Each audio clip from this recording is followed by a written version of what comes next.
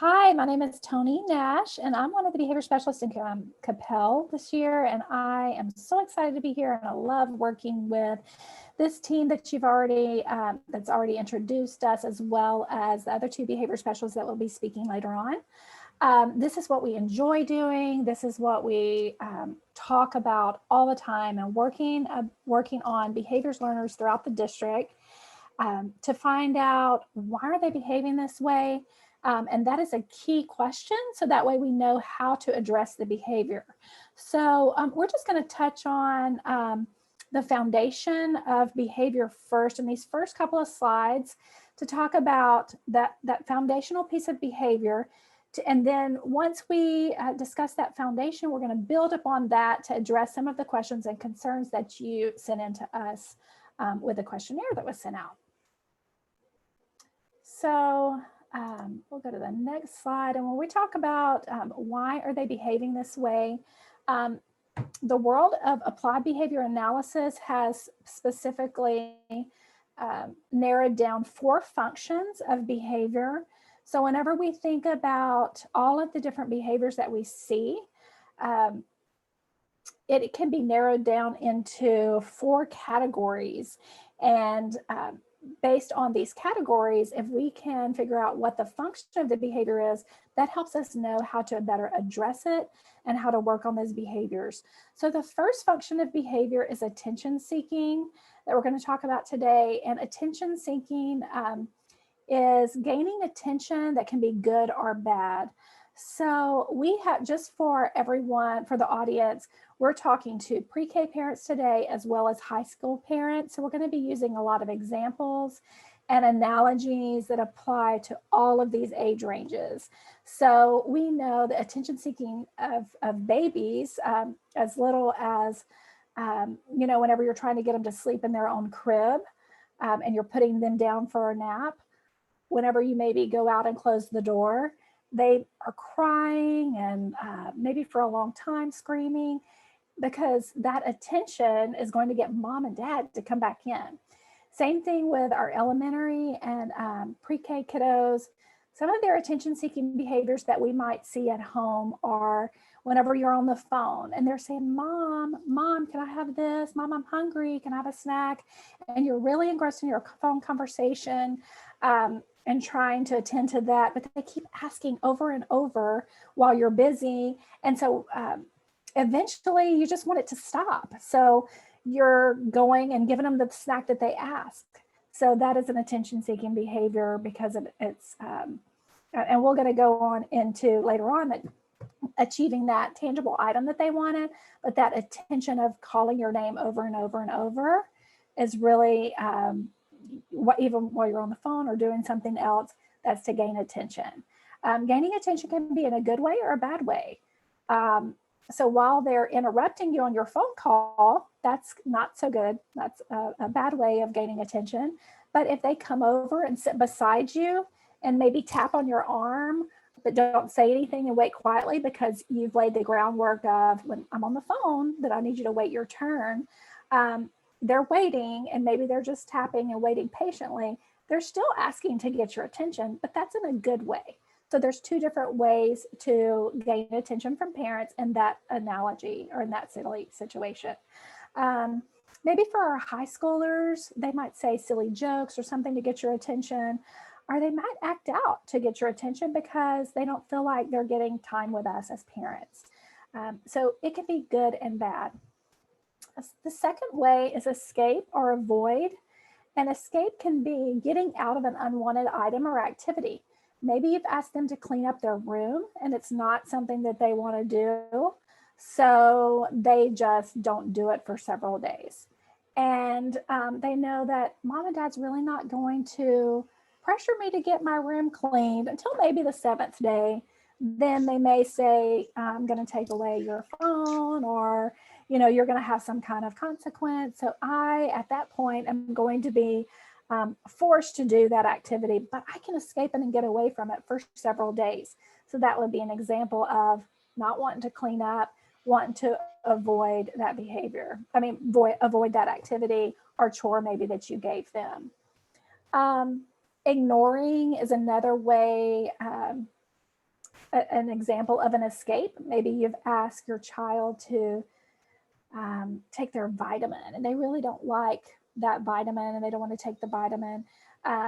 So they're just ignoring and they don't want to hear it. And they're just going on it like they going on with their day, doing their activity they want to do, and they're ignoring you until, you know, mom's going to raise her voice every time a little bit higher until I know I have to take that.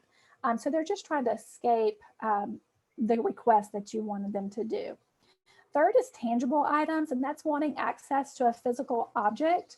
An example of that is if you take a kid to grocery shopping with you, and you're in the checkout line, and they are wanting a chocolate candy bar, and they haven't had their lunch or dinner yet, and you say, no, we can't have that right now. And they start to cry. Because what is that behavior? It's the crying, because what's causing that behavior is they want the candy bar. They want a tangible item. If you say no and they continue to cry and it gets higher and higher to where maybe they're screaming or they're starting to melt down and make a big show and embarrass us as parents in the grocery line, they're still wanting that tangible item. So they're like, how much behavior do I have to show you until I can get that wanted item, so I can obtain that tangible item?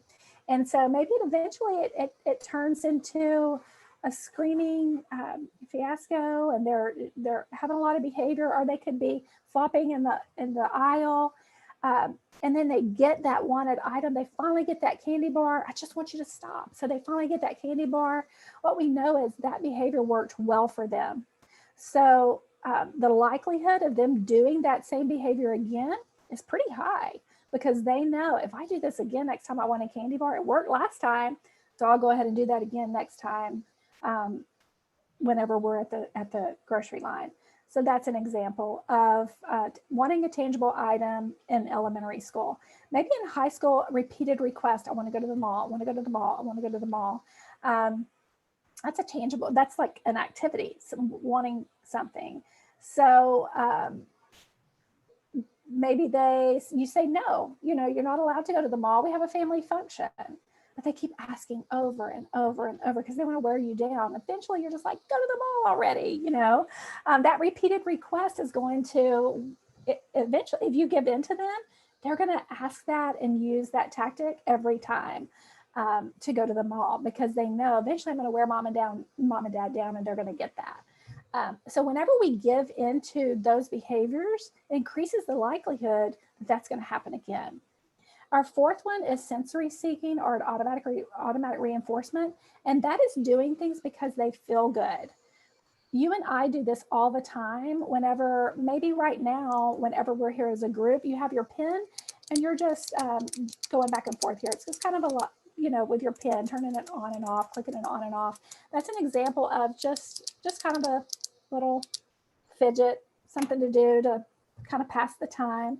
Something else we do is maybe twirl our hair, pick at our nails, scratch whenever we have an itch, bouncing our leg, maybe just thumb our fingernails, make noise on our desk or something. For kiddos, it can be thumb sucking, rocking back and forth, things like that, that automatically gives them something that they need that makes them feel important, or that makes them feel good about themselves. The next slide goes, I'm sorry. Yeah, I'm gonna say something. Okay. So Tony did a really good job of just reiterating that all behaviors are a form of communication, right? So your child is trying to communicate something to you through their behaviors. Their behaviors are telling you, I want your attention. I don't want to do something. I want that toy or activity. Or their behaviors are telling you, this feels good to my body, or my body doesn't feel good. So we're going to really focus on behaviors having a purpose, a form of communicating to you a need or a want. Very good. So hopefully as parents, whenever you're in a situation like those, you can think, what are they trying to get out of this? And is this behavior going to work well for them?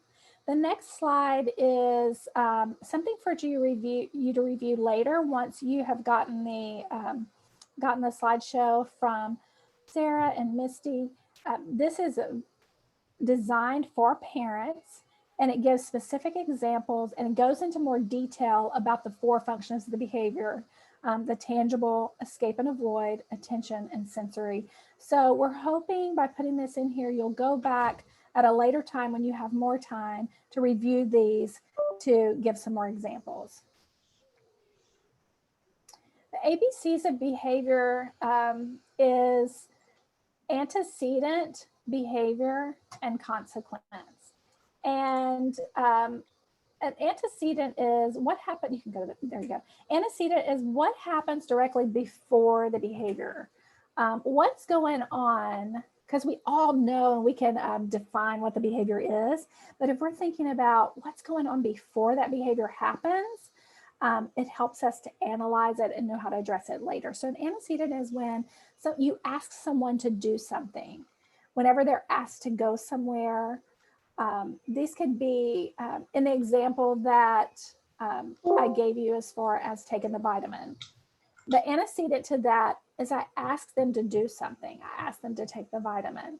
Another one would be asking to go somewhere. So maybe you're saying, we're going to go for Thanksgiving. We're going to go to our aunt's house. And you know that's not their favorite. So it may follow with behavior. But that antecedent is you are asking them to do something. It's whatever is happening right before. Denied attention is whenever you're not giving them what they want. So if you're thinking about what causes this behavior, well, it's because I denied attention to them. But if they're crying, we don't want to reinforce the crying. And we're going to get to that later on. But you can think about that's what was going on before the behavior happened. 4th is denied access to a wanted item. And that is maybe you're busy everybody's doing work at home and school at home, but you're working and you're on a conference call and a kiddo comes over, your kiddo comes over with the cookie jar and they ask for a cookie while you're busy doing work. And you're really focused on your Zoom call and you're in your conference and you can't pay attention to that right now. And maybe they start stomping and just like, Mom, I want a cookie, I want a cookie. But you can't pay attention to it right now. So you can't give them the item that they want.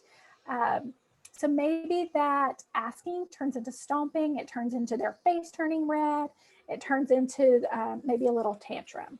And so the antecedent in that situation is them coming over and asking for an item. And then we go into the behavior. The behavior is anything the child says or does. So this can be crying, hitting, throwing items, can be screaming, it can be stomping off, it can be pouting or rolling their eyes, talking back, maybe cursing with our older kiddos. Maybe they're isolating themselves in the room. All the behavior is exactly what we're seeing from your kiddo whenever they are asked to do something, whenever they're denied attention or denied access to a wanted item. Behavior can also be compliance. It can be, I did what you asked me to do. It can be saying yes, ma'am. It can be going with you willfully.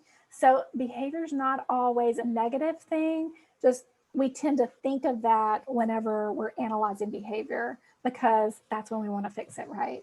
So after behavior is the consequence, and that's what happens directly after the behavior. People usually see consequences as something that negatively happens after a behavior happens, but it doesn't have to be good or bad. It's just the action. So when I come to work, and when I come to work for, part of my contract and for the month, I get a paycheck. So the consequence of me coming and doing my job is I get a paycheck later on. And so that's a good consequence. That's a good thing that happens. Consequence is just an action that follows any behavior that you do. And so it can also be taken away as far as a bad consequence. It might be taking away their iPad, taking away keys to the car, saying, no, we're not getting a cookie at this time because we didn't do our work on, we didn't do our writing assignment or something, so we missed out on our snack time. But a consequence can also be, You did a really good job on your report card. You made 6 A's, 2 B's. You get $5 for your A's, $2 for your B's. So a consequence is also a reward too in that situation. But every single behavior that we have, that we see and that we analyze has antecedent, what's going on before the behavior itself, and the consequence, what is happening after the behavior. So all of in the school setting, with the behavior specialists, we analyze behaviors all the time using these, working with teachers and using these questions to help us know, is there something going on before or after that has influenced the behavior?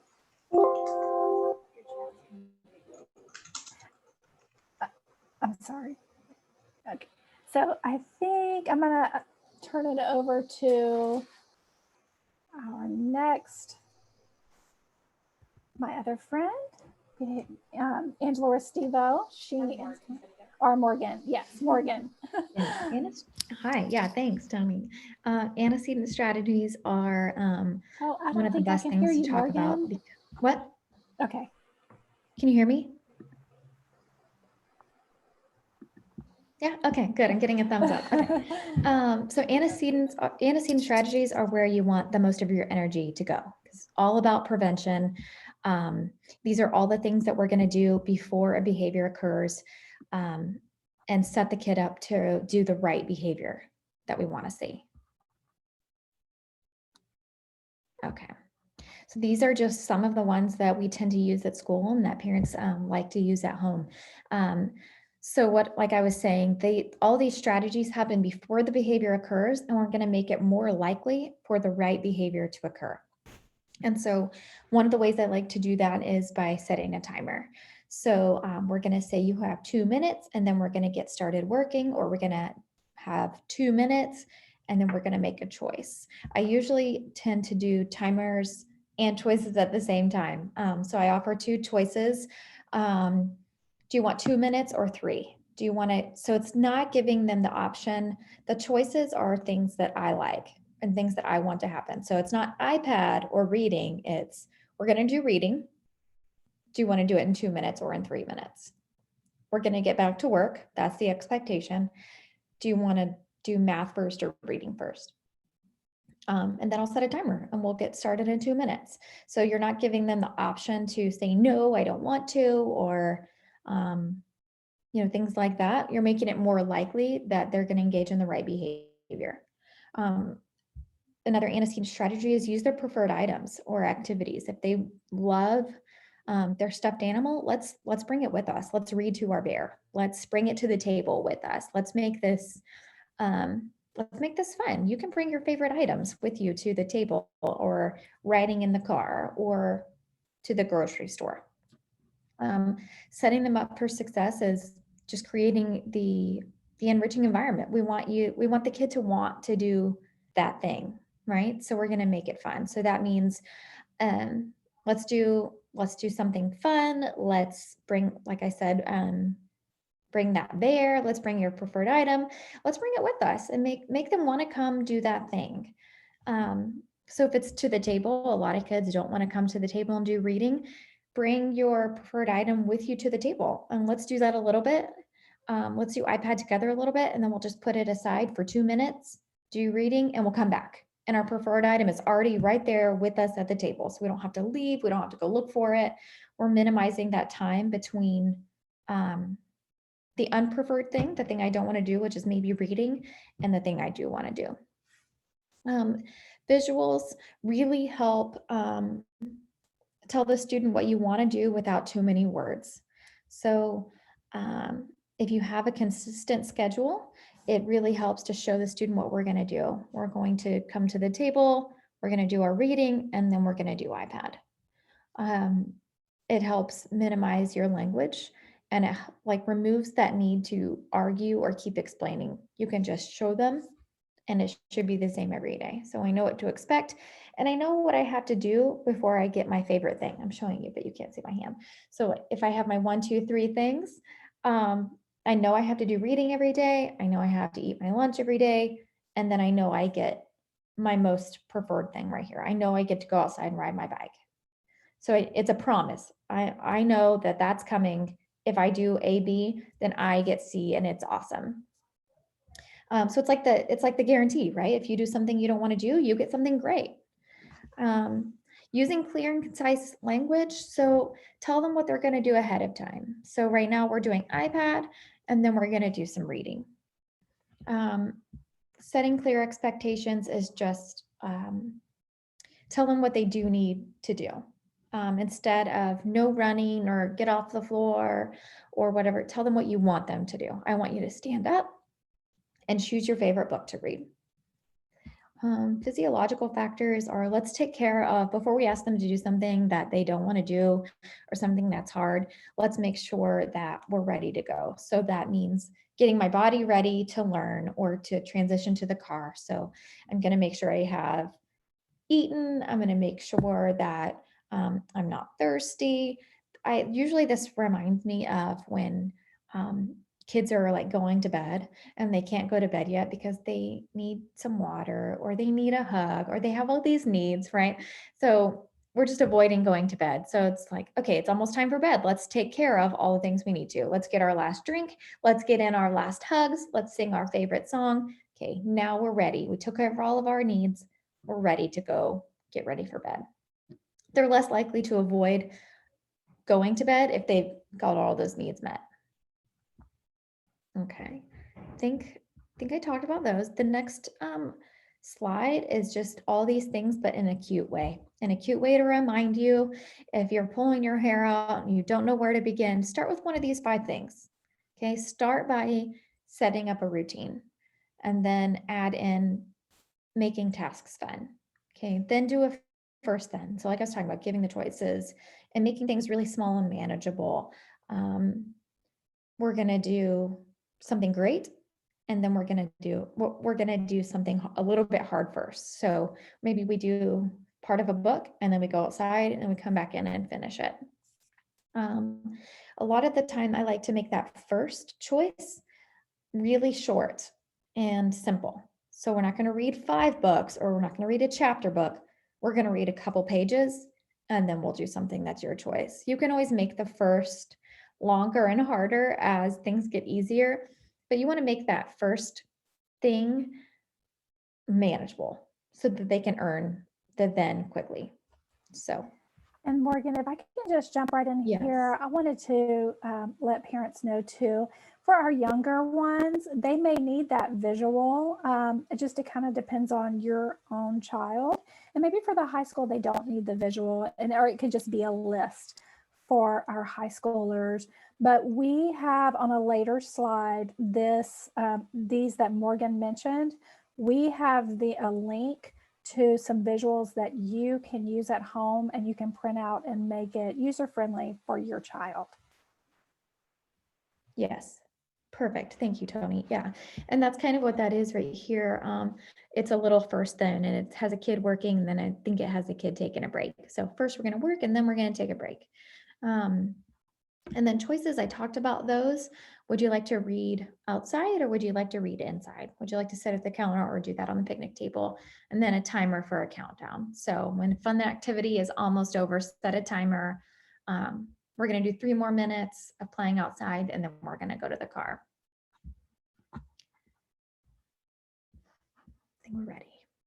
Yep. And then this one is the power positive phrasing. So instead of telling kids what to stop or don't hit or don't run, tell them what they should do. Excuse me, when you have, this drink, instead of saying, don't spill it, you can say, use 2 hands to hold that. Okay. Instead of no yelling, tell me with your quiet voice so that I can hear you. Right. Instead of don't dump out all your toys, it's let's take just a few out, get your favorite toys out and let's play with those. Or let's use our walking feet instead of stop running. So telling them what they should be doing that you want to see instead of the thing that you don't want to see.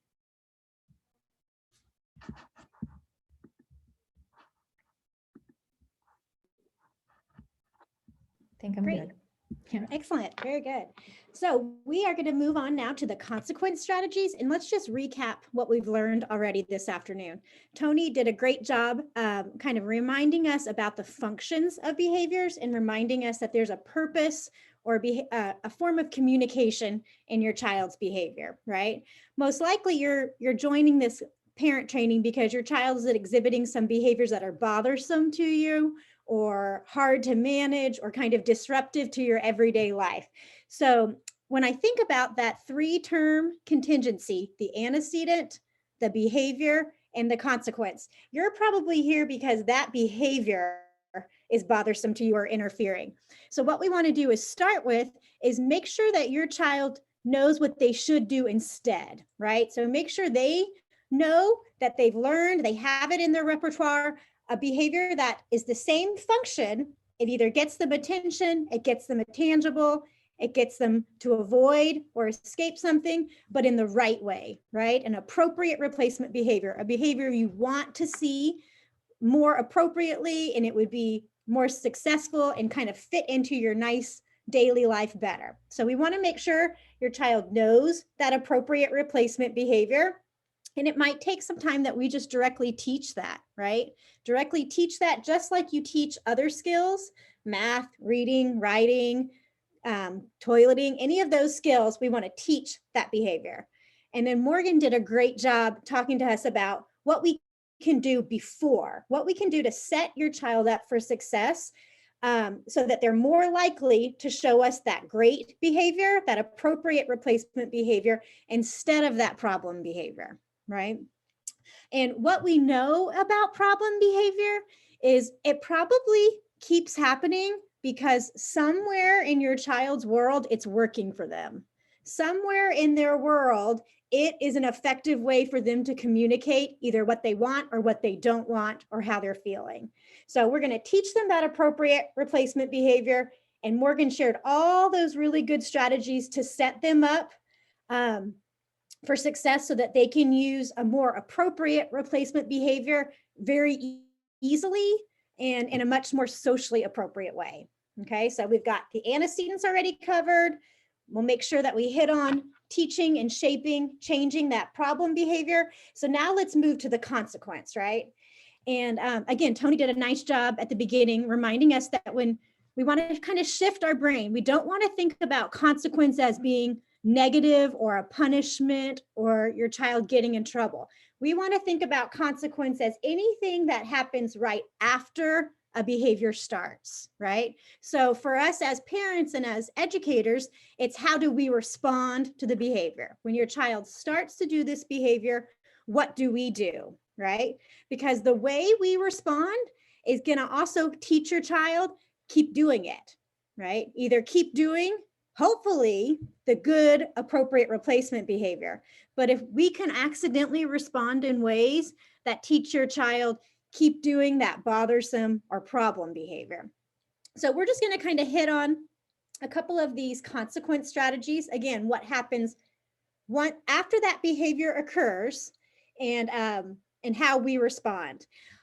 So again, it's going to be a paradigm shift, right? I want you to start kind of change your mind, because it's very easy for us to get emotional and to get frustrated and to feel worn out once that problem behavior happens.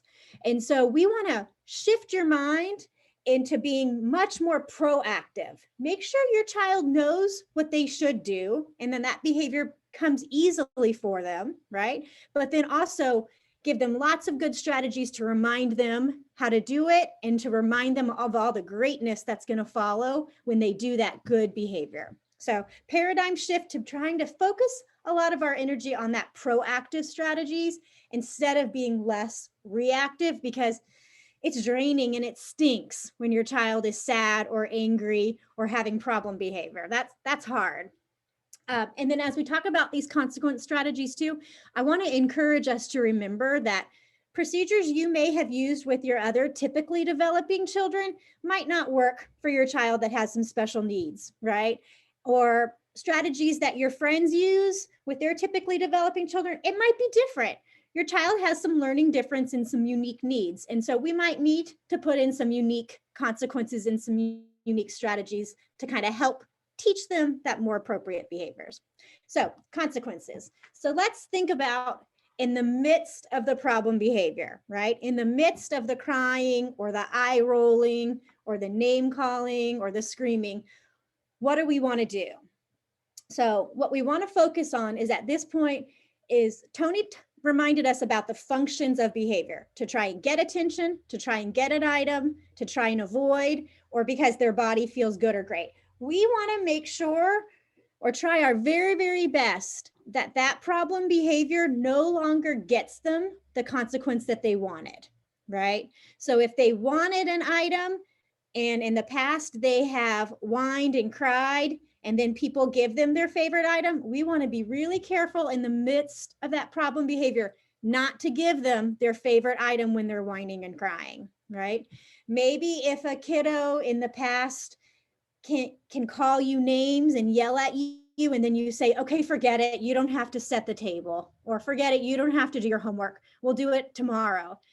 We want to make sure that try our very best that whining and yelling no longer makes them avoid setting the table or avoid doing their homework. So we want to be really intentional about, that's why we want to look for those patterns, that ABC, to really come up with a good idea and a good guess on the why behind the behavior, because we want, our goal is going to be moving forward that problem behavior no longer gives them that why, that what they want.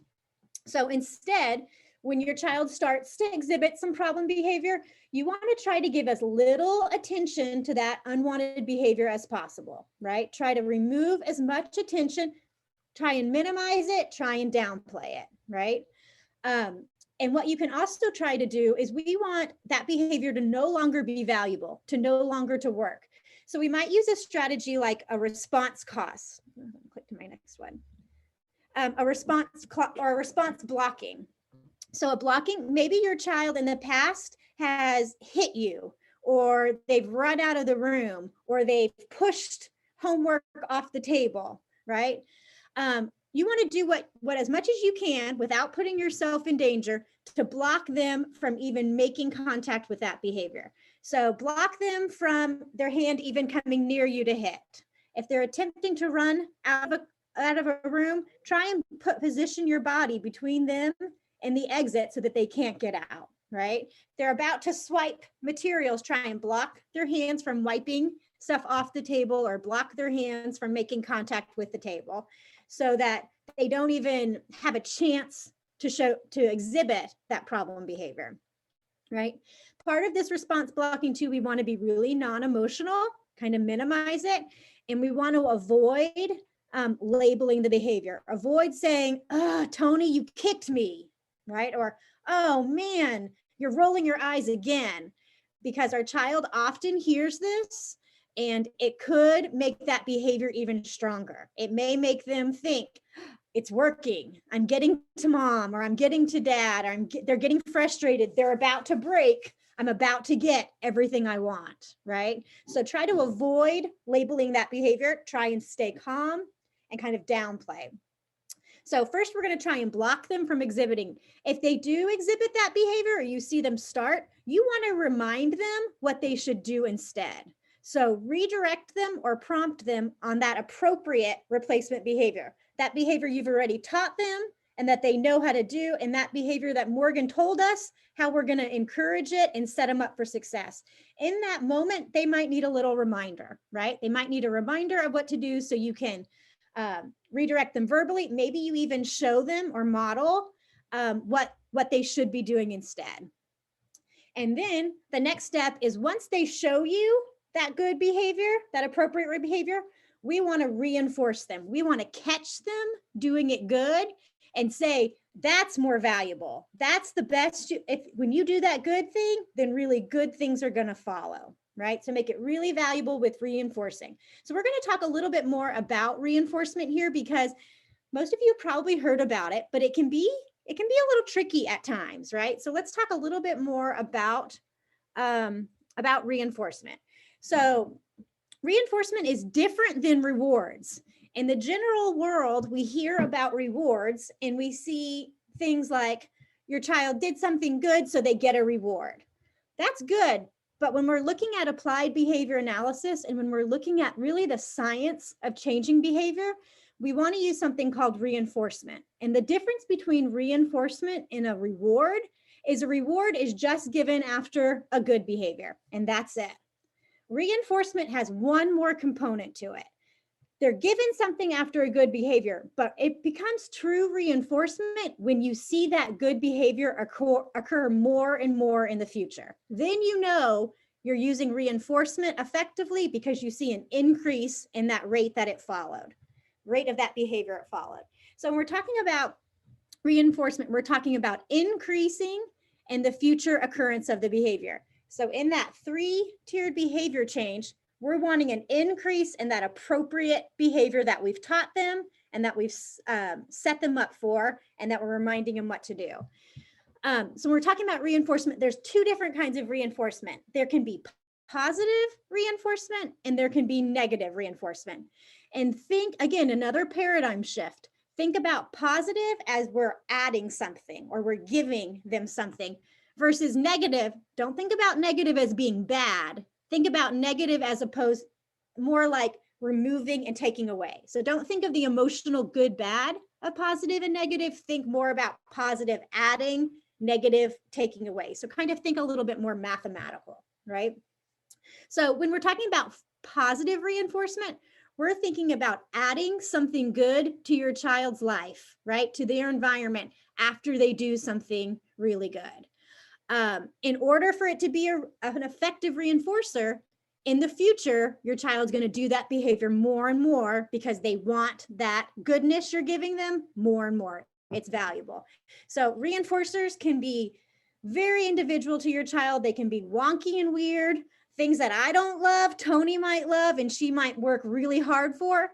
It's up to your child, right? So find out what your child likes, what they're motivated to do, and present it at that right time, right? So other thing we want to know about reinforcers is we want to change them frequently, right? Offer your child choices of what they want to work for, but change them frequently, because if I eat pizza, I like pizza, right? But if I eat pizza every day for dinner, at some point I'm going to get tired of pizza and it's no longer going to be very good to me. I'm going to lose the value in it. And we call that satiation, right? So we don't want your child's got to keep their reinforcers. We need to stay one step ahead, make sure it's something that's really motivated, and change it up frequently so that they really, really want to keep getting that item or that activity. So positive reinforcement, adding something to it. It may be something very instantaneous, right? It may be an item that's given immediately after. You finished your homework, now you get iPad time. That would be an instant reinforcement right after that good, appropriate behavior that we're trying to see an increase in the future. Or you may build in like a delay.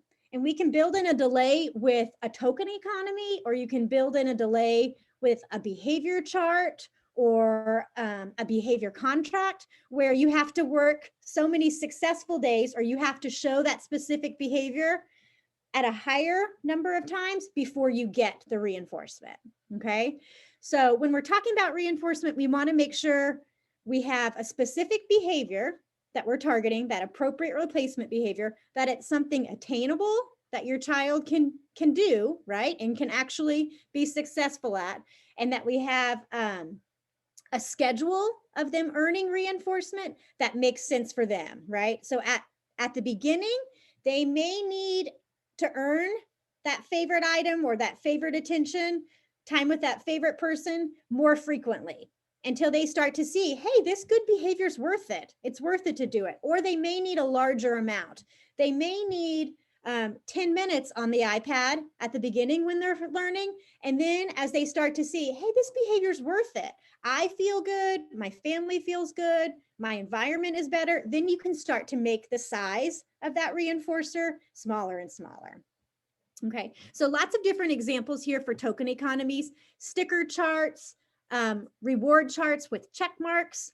You can even use a coin-based token economy. So your child gets maybe a plastic coin and they need to earn 10 coins before they get to exchange it for time with their favorite item or with their favorite people.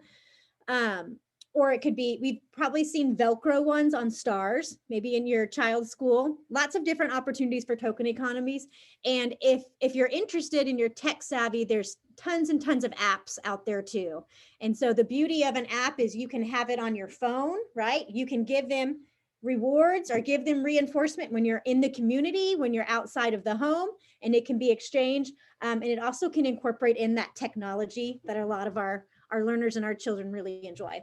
At the end of the PowerPoint or at the end of this presentation, we have a resource list, and there is a link to an app, a token economy app there that you can look at. But again, if you just get on the App Store, there's tons and tons of token economies. Okay, so that's kind of the idea of positive reinforcement. I'm going to add something into your life, into your environment after you show that good behavior that makes it more likely you show it again, right? Another way that I can make it more likely that you show that behavior again is if I remove something from your environment. I take away something that maybe is yuck to you or aversive to you, or you just don't really love.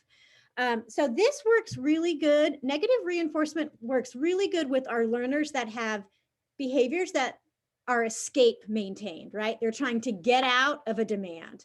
If I don't like doing chores, right? And you tell me, Angela, do your chores Monday through Friday really well and without complaining, then on Saturday, I'll do your chores for you. If that increases my chore doing, I start to do it and I start to do it well, that's reinforcement.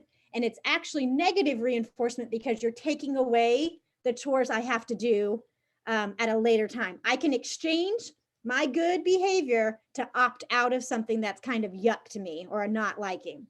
So good example is our learners and our children that don't like to do chores or they don't like to do homework. If you do your homework really well Monday through Wednesday, I'll give you a free pass on Thursday, right? You don't have to do it on Thursday, or you can do less of it on Thursday.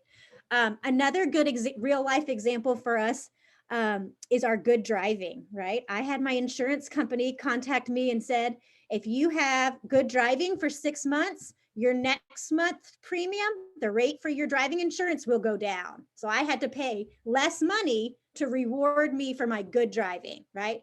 And it made me want to drive really good for a long time because it was going to remove some of that payment of that premium or that money towards driving insurance. Did it make me drive better in the future? Sure did, right? Good. Okay, so that's reinforcement. Let's talk a little bit about punishment. So the difference between reinforcement and punishment. Reinforcement, we're going to see an increase in the behavior. Punishment is when we're looking to decrease a behavior. So we're wanting to implement some kind of a consequence that makes the behavior occur less in the future. So this paradigm shift, when we're talking about punishment, we're talking about targeting more problem behaviors, right? Those negative behaviors, those yuck, or those interfering behaviors. So this is how we decrease bothersome behaviors. What can be tricky about punishment, and you're going to hear, our go-to is to always start with positive reinforcement or negative reinforcement. We always want to try strategies to increase the better behavior, right? That's always where we want to start. The tricky thing about punishment is it decreases those yuck behaviors, but it doesn't really tell your child what they should do instead, right? It doesn't ever catch them doing the right thing and reward them or give them good for doing that one instead. We also know that punishment, if it's only used exclusively, if you're not tying it with positive reinforcement, you might actually see a negative response. You might actually see an increase in problem behavior. There can be more aggression. You might end up giving more negative attention to problem behavior. So be cautious in implementing a punishment kind of strategy. Really focus on that reinforcement instead. But some things for punishment, just like we had positive reinforcement and negative reinforcement, we have positive punishment and negative punishment. So positive punishment, when I add something to your environment that makes that behavior occur less in the future. So for example, positive practice, if I make my child write an apology letter after they've done something inappropriate, right? I'm going to decrease, if in the future that behavior occurs less, then that was an effective positive punishment. It decreased it from when I added that consequence of writing an apology letter, it decreased it from happening more, right? Maybe another example of a positive practice, a positive punishment is if I'm wanting to decrease and I make my child do more chores, or I make them do a negative task, or even a little bit of restitution. I make them restore an extra cleanup. That can be something that adds, that could make a behavior occur less in the future. A firm reprimand, stop that, don't do that. That can decrease behavior, right? It absolutely, in the minute, it can decrease behavior, but it doesn't always tell us what they should do in the future, right? What they should do instead. And then we've also got negative punishment, where a consequence, something that happens after a behavior, is by removing something, taking something away. So response cost or loss of privilege, right? Your learner or your child is talking back to you. So they lose privileges like their cell phone, right? I've worked with a lot of teenage girls that they lose their mascara and access to their makeup, right? And you withhold that because it's very valuable. And then you see that there's a decrease in them talking back to you after you set up those contingencies, right? Back to that speeding example, it happens, I get a speeding ticket. When I'm driving fast, I get pulled over by a cop and I get a fine and I get a speeding ticket. So that would be negative punishment, right? You're removing money from me. You're implementing that response cost, and there could be a decrease in my future occurrence. But I'm going to tell you the truth. When I get a ticket, I'm conscious of my driving for about 3 months after, right? And then I go back to my old habits of speeding and cruising around. When my insurance company said, drive good and you'll get a decrease in your premium, I tried really hard to drive good for a long time. My motivation was much higher with that thought of getting a positive, getting some of that negative reinforcement, getting rewarded for driving right. So, but that is examples of reinforcement and of punishment. So let's talk about one more thing just to kind of wrap this up, is we recognize that these interfering behaviors and these problem behaviors, that it's not easy, right? But we do know that it works. So really be consistent and be willing to go through these behaviors is a must. You might see your child's behavior actually get a little bit worse or get worse when you try these new strategies. Your child's going to be communicating to you, whoa, mom, wait a minute, dad, this used to work for me. What are you doing, right? So they're going to be questioning, why does that not work anymore? And you might see an increase in the frequency or the number of times your child does that behavior. You might see an increase in how intense that behavior is. But when you see that, it's called an extinction burst. And the truth is that means you're getting close. That means your child is making connections between their behaviors and your responses, their behaviors and changes in the environment. And that's when we encourage you not to give up, right? Don't give up.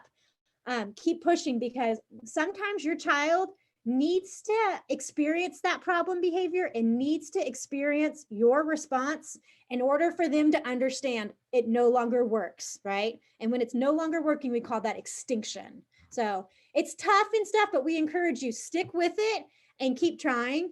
And experiment, try around and talk to us, talk to your classroom teachers. Your child's teachers are well trained and they do these strategies all the time. They are a resource for you, and your behavior specialist team, we are resources to you, and appreciate all you guys are doing for behavior change for your children at home.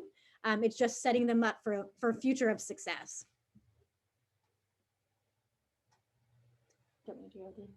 So we put together this list of resources because we realize that all of this, the information that you have sounds great. Now, how do I put it into practice?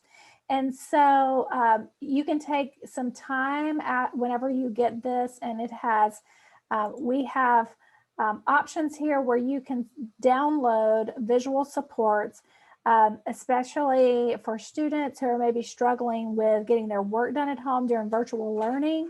How to build in a distance learning schedule with them to make it work for your individual child's needs. Also, at-home visual supports of the first then that we talked about.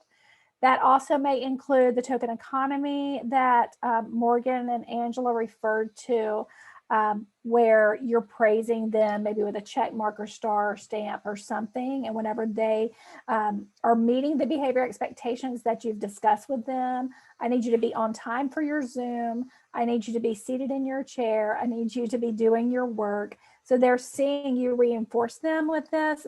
These are visuals that you can use with them at home, and then they can see how they can earn something fun to be reinforced with that behavior. So those are templates. And then on our next slide is a list of like some videos that will go more in depth to the positive reinforcement, positive versus negative. Angela did a great job of explaining all of those, but if you need another visual example, token economy video, you heard us discuss that, but you want to see it in action. This is an example. Reinforcement video, reinforcement and punishment handout. Also, Angela mentioned apps for teenagers. The Busy Kid app is one that is used maybe to reinforce at home. You can include specific chores, specific expectations that you have for them at home. That can include schoolwork, and it can include chores. It can include whatever expectations you have for them at home. And then you can use it as a payment where they get a quarter or $1 or whatever you feel like, whatever agreement you have between you and your student. And usually that is used for more middle school and high school, to where they can be that have that electronic reinforcement, and they can check off that they did it. You have to go in and say, yes, you did. I'm going to pay you a quarter, $1, whatever you want to give. So that's an example of that digital option for teenagers. And we just want to end with, whenever little people are overwhelmed by big emotions, crying, screaming, we want to make sure that we're keeping ourselves calm. Sometimes that can take a step back, have a minute, take a deep breath. It's our job to share in their calm and not join their chaos, because nobody wins whenever mom or dad are escalated to the point of the child too. So just trying to be self-conscious of that, because I know it's so hard as a parent sometimes not to react the same.